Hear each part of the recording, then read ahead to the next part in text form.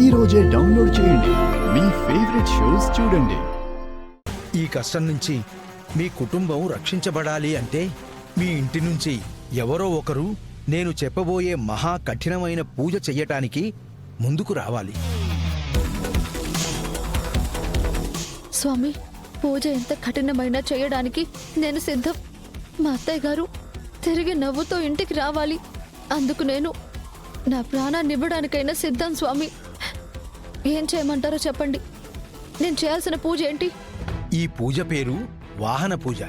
ఈ పూజలో లోకాల నేలే దేవతా వాహనాలైన ఎలుక, నెమలి, నంది, పులిని త్రికరణ శుద్ధితో పూజించాలి.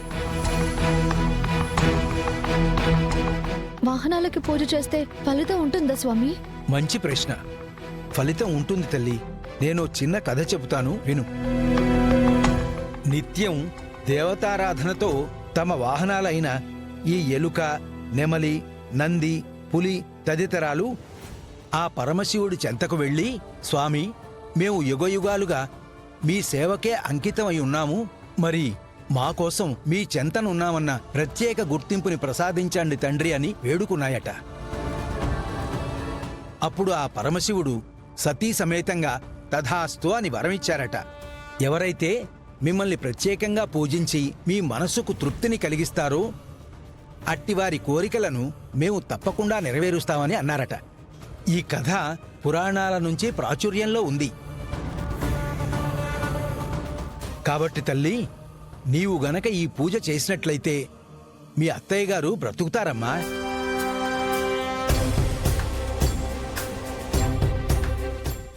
అలాగే స్వామి, చేస్తాను. పూజ చేస్తాను. ఏం చేయాలో చెప్పండి, ఇప్పుడే చేస్తాను.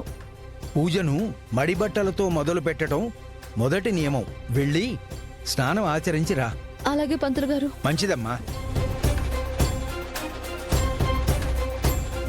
పూజ చేస్తావా? పూజ చేసి మీ అత్తయ్యని బతికించుకుందామని? అమ్మే, శరణ్య గాని ఈ పూజ పూర్తి చేసి ఉండదంటే ఆడ కొన ప్రాణంతో ఆనంద బెరివి నిండు ప్రాణంగా మారి మళ్ళా తిరిగి వచ్చేస్తదమ్మే. అది జరగదు. అంతవరకు నేనెలా రాణిస్తాను?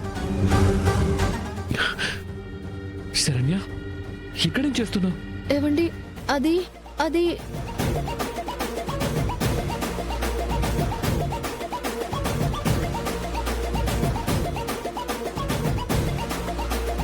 అవునా? అవునండి. ఎలాగైనా ఈ పూజని మనం పూర్తి చేయాలి. అలాగే శరణ్య, తప్పకుండా. నీతో నేనున్నాను. ఎంత కష్టమైన పూజ పూర్తి చేద్దాం. పద.